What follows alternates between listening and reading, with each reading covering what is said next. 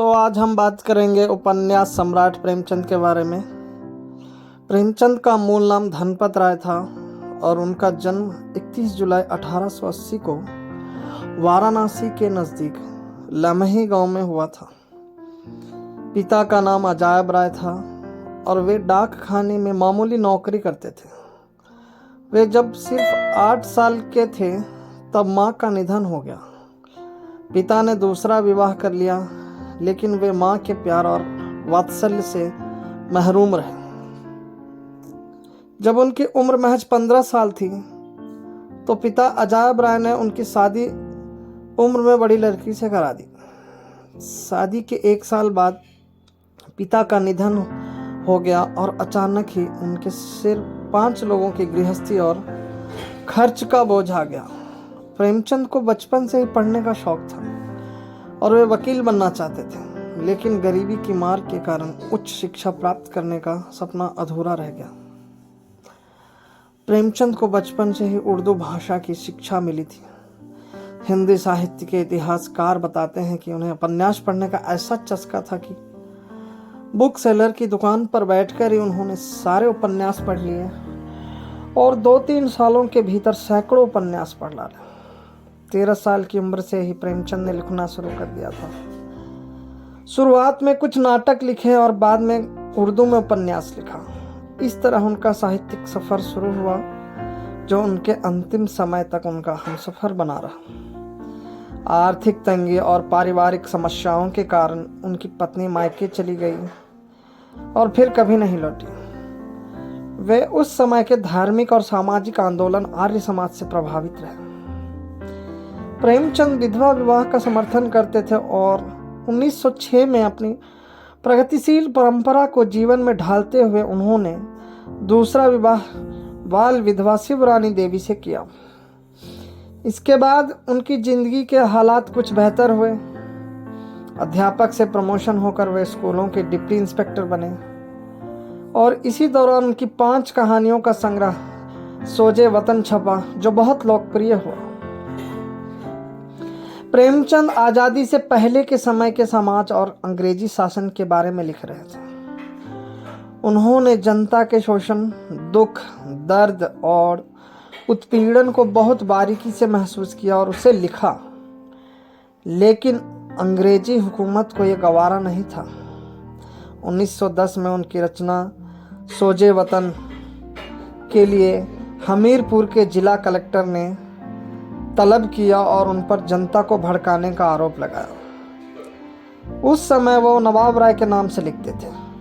उनकी खोज हुई और उनकी आंखों के सामने सोजे वतन की सभी प्रतियां जला दी गई। कलेक्टर ने उन्हें बिना अनुमति के लिखने पर भी पाबंदी लगा दी। 20वीं सदी में उर्दू के प्रकाशित होने वाली जमाना पत्रिका के संपादक और प्रेमचंद के घनिष्ठ मित्र मुंशी दया नारायण निगम ने उन्हें प्रेमचंद नाम से लिखने की सलाह दी। इसके बाद नवाब राय हमेशा के लिए प्रेमचंद हो गया और इसी नाम से लिखने लगे। प्रेमचंद का रचना संसार बहुत बड़ा और समृद्ध है। बहुआयामी प्रतिभा के धनी प्रेमचंद ने कहानी, नाटक, उपन्यास, लेख, आलोचना, संस्मरण, संपादकीय जैसी अनेक विधाओं में साहित्य का सृजन किया। उन्होंने कुल 300 से ज़्यादा कहानियाँ, 3 नाटक, 15 उपन्यास, 10 अनुवाद, 7 बाल पुस्तकें लिखी। इसके अलावा सैकड़ों लेख संपादकीय लिखे, जिसकी गिनती नहीं है। हालांकि उनकी कहानियाँ और उपन्यास उन्हें प्रसिद्धि के जिस मुकाम तक ले गए वह आज तक अछूता है। प्रेमचंद ने शुरुआती सभी उपन्यास उर्दू में लिखे, जिनका बाद में हिंदी में अनुवाद हुआ। 1918 में सेवा सदन उनका हिंदी में लिखा पहला उपन्यास था। इस उपन्यास को उन्होंने पहले बाजारे हुस्न नाम से उर्दू में लिखा, लेकिन हिंदी में इसका अनुवाद सेवा सदन के रूप में प्रकाशित हुआ। यह एक स्त्री के वेश्या बनने की कहानी है। हिंदी साहित्यकार डॉक्टर रामविलास शर्मा के मुताबिक सेवा सदन भारतीय नारी की पराधीनता की समस्या को सामने रखता है। इसके बाद 1921 में किसान जीवन पर उनका पहला उपन्यास प्रेमाश्रम प्रकाशित हुआ। अवध के किसान आंदोलनों के दौर में प्रेमाश्रम किसानों के जीवन पर लिखा हिंदी का शायद पहला उपन्यास है। फिर रंगभूमि, कायाकल्प, निर्मला, गबन, कर्मभूमि से होता हुआ उपन्यास लिखने का उनका यह सफर 1936 में गौदान के उफक तक पहुंचा। प्रेमचंद के उपन्यासों में गौदान सबसे ज़्यादा मशहूर हुआ और विश्व साहित्य में भी उसका बहुत महत्वपूर्ण स्थान है। एक सामान्य किसान को पूरे उपन्यास का नायक बनाना भारतीय उपन्यास परंपरा की दिशा बदल लेने जैसा था। गौदान पढ़कर महसूस होता है कि किसान का जीवन सिर्फ खेती से जुड़ा हुआ नहीं होता।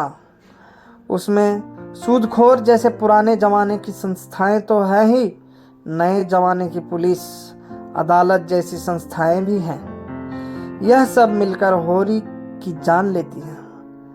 होरी की मृत्यु पाठकों के जहन को झकझोर कर रख देती है। गौदान का कारुणिक अंत इस बात का गवाह है कि तब तक प्रेमचंद का आदर्शवाद से मोह भंग हो चुका था।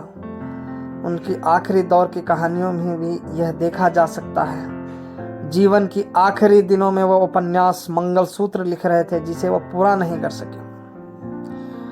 लंबी बीमारी के बाद 8 अक्टूबर 1936 में उन्होंने आखिरी सांसें ली। प्रेमचंद अपने उपन्यासों में भारतीय ग्रामीण जीवन को केंद्र में रखते थे। प्रेमचंद ने हिंदी उपन्यास को जिस ऊंचाई तक पहुंचाया है वो आने वाली पीढ़ियों के उपन्यासकारों के लिए एक चुनौती बनी रही। प्रेमचंद के उपन्यास और कहानियों का भारत और दुनिया की कई भाषाओं में अनुवाद हुआ है।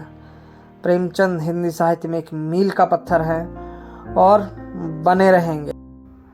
धन्यवाद।